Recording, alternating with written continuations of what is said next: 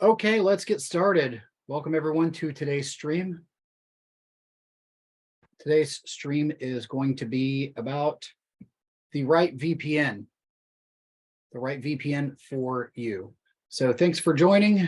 I am human and alive, and that I'm going to stop the video and dig right in so that we can cover this in 15 minutes or less. What is a VPN? A VPN, by definition, is a virtual private network. What does that mean? Really, it's an older concept from InfoSec that really allowed offices or facilities of the same organization to connect to each other when they are geographically apart. And this would create an encrypted connection between the two so that they could logically appear as if they are in the same office. VPNs are heavily used in OSINT investigations and intelligence, but we use them more in the sense for privacy to prevent a potential ISP or something of that nature from being able to sniff out what we are doing. And we also do it for the sense of a proxy so that we can appear to be somewhere else. We can have that specific IP address that is not at our current location. We can appear to be anywhere we want in the world. That allows us to investigate things to see what someone that would actually be in that particular area would actually see, which is nice. And in that sense, that's when we talk about VPNs, that's typically what we are referring to. But let's be honest, there are some concerns with VPNs. Logging is always a concern. Everybody's logging something. I hate to break it to you. Everybody is logging something, because at the end of the day, if I own a business and I am running, say, a VPN, and I may get in legal or financial trouble for something that a user does, I love you all, but I don't love you that much. I'm not going to jail for anyone. So everybody's going to log something. What they log and how long they retain it varies from provider to provider. Also, a kill switch. If your VPN connection goes down, does it kick you off the VPN, or does it allow you to continue your browsing without notifying you? That's a big problem. I'm going to preface the next one with, I am not anti-law enforcement. I am not anti-government. But when I say governments with this, that could mean any government around the world that's not one in particular government. If they will share with one government, they may share with others. So some cooperate with law enforcement and governments more than others. Some of them have legal mandates that they have to cooperate with the government of their country. Some of them actively cooperate with countries in alliances like Five Eyes, etc. You also have to worry about who owns it, because honestly, from a technological perspective, when it comes to privacy, a VPN is one of the most private things. It is one of the most intimate connections that you have. And honestly, you should treat it with sanctity. And depending on the owners and depending on the motive of the owner, they could potentially siphon your data off either for advertisements or other reasons. See above. Also with that, depending on where in the world you drop out, you may be subjected to specific censorship. When you use a VPN, expect that. So I'm not going to endorse a particular VPN or totally say don't use a particular VPN, but I'm going to give you a list of some generally air quoted safe VPNs, those being Proton VPN based in Switzerland, Molvad VPN being based in Sweden, NordVPN being based in Panama. Let's look at these countries individually. Proton being based in Switzerland means that they have a legal requirement that they have to comply with lawful requests from the Swiss government and only the Swiss government. There was a case about 2 years ago now that it came out that Proton shared information about someone, and a lot of the privacy world kind of got turned upside down momentarily. What happened was the person was using Proton VPN in the country of France. They committed a crime. France attempted to get the logs from Proton. Proton said, sorry, you're not Switzerland. So France, in cooperation with the Swiss government, basically executed something similar to an extradition treaty to be able to get the Swiss government to compel Proton to provide that information as they are legally required. Because the crime in France was also a crime in Switzerland, the Swiss government complied. So Proton doesn't go willingly sharing your information with any government. It's only the Swiss government and only under certain circumstances.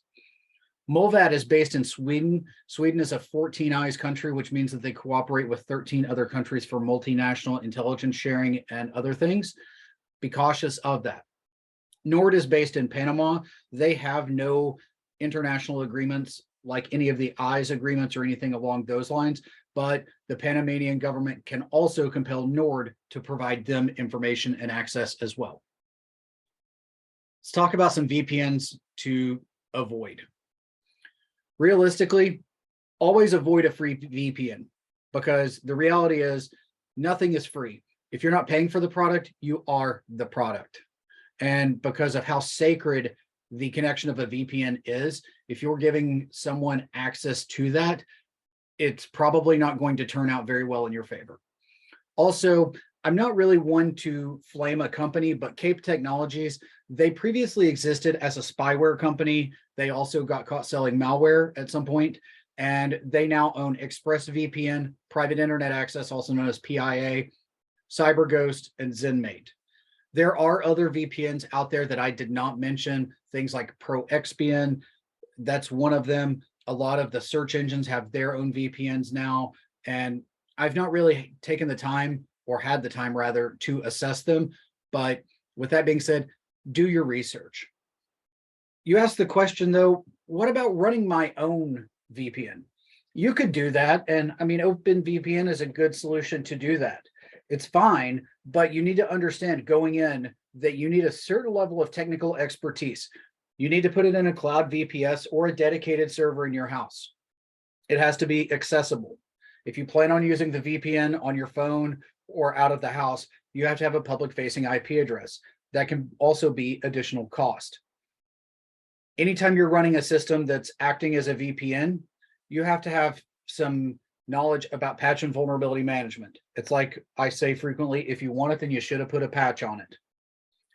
Also not mentioned here would be network and routing, because you're going to have to maintain your internal networking and routing tables as well. But you also have to worry about cryptography, such as your TLS keys and certificates, whether you use Let's Encrypt or you pay for one from somewhere. Either way, you have to manage that. And then you also have to have enough knowledge of cryptography or the ability to research it so that you can select the appropriate algorithms to be used in the VPN. And then also you need to worry about access controls and firewalls. You don't want the whole world using your VPN, because what happens when you have that port open and someone connects to it and they are able to guess your credentials, and then they start committing crimes on it. Law enforcement comes to Amazon, Microsoft, Google, DigitalOcean, Linode, whomever, and says, we need to know who owns this IP address. Do you want to be the one to get in trouble for that? I certainly don't. So with that being said, most importantly, before you use something, read the terms of service. Play with it as well. Set up a web server in the cloud, connect to a VPN, connect to it, and see what information you can fingerprint out of it as well. But most importantly, read the terms of service. They give you recourse and set expectations. If a provider claims to do something and then they fail to do it and it's in their terms of service, the most recent version of their terms of service, then you may have at least recourse to get out of your agreement, possibly even legal recourse. They are supposed to be honest and upfront, but we all know how that works out, as we're seeing with a certain unnamed password manager right now. And quite frankly, they're written in legalese. I don't like to read in legalese. Legalese is written for the purpose of lawyers. It's a legal document. I understand why it's in legalese, but that is somewhat challenging to comprehend at times. So if you don't want to read it in legalese, you can check out a website, the website being tosdr.org. So terms of service, didn't read. This is what it looks like. You can also do a browser extension if you'd like to do that as well. So with that, you can just search for whatever. As you can see here, Facebook and Amazon have a grade of E. Reddit has a grade of E. Wikipedia has a B. That's nice.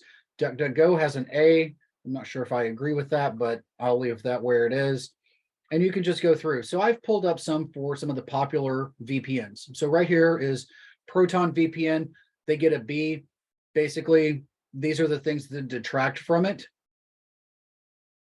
So just understand these things. And these are pretty much universal things that they look for in terms of all the terms of service. This is read and reviewed by people with a better understanding of the legal system, whether that be lawyers, paralegals, scholars, or whatever. But basically, they give you this informed output in layperson terms. Here's Molvad. They don't have a grade yet, but they have fewer things than Proton, but they've been assessed in fewer categories than Proton as well, if we look right here. We also have Nord. They have a grade of a C, and we see that they do keep logs for an undefined period of time. For some people, that and the ignoring the do not track header, that's a deal breaker for most people. And I totally agree and understand. If we look further, here's ExpressVPN. They have a B, and I don't necessarily agree with this, but this is just based solely on the terms of service. You need to do further research beyond just the terms of service. CyberGhost, same thing. They do use third-party cookies, which that's kind of a problem. And they do use beacons, tracking pixels, and fingerprinting. That's a problem. And then here's Hide My Ass, which is another one. So, and with that one, if they lie to you, you waive your rights to a class action lawsuit. I don't join things with the purpose of wanting to get into a class action lawsuit, but if something as sacred as a VPN boldly lies to me and something goes sideways, like what we're seeing with that certain password manager, I would like the ability to go for a class action suit or any legal action for that matter. With that being said, the decision to pick the correct VPN is up to you. I hope the stuff that I covered today is informative in such a way that it gives you a basis of what you should be researching and what you should attempt to understand going in. If I can be of assistance, please let me know. You can contact me via Twitter at C_3PJoe or at The Ascension. There are the LinkedIn and other links for myself and The Ascension, as well as The Ascension Tidbit, which is the blog. If you're interested in watching these videos later or after they fall off of Twitch, you can do that on YouTube at The Ascension 9198. You can also see the live streams on Twitch at twitch.tv/The Ascension. If you're interested in taking live courses, that would be at theascension.com/courses. We have on-demand courses available at academy.theascension.com, and we maintain a Discord server that you can access via osint.mobi/discord. That's all I've got for today. Have a good rest of the day, and I'm not sure if I'm going to stream tomorrow or over the weekend, or if it will be the same format, but if not, I will see you next week.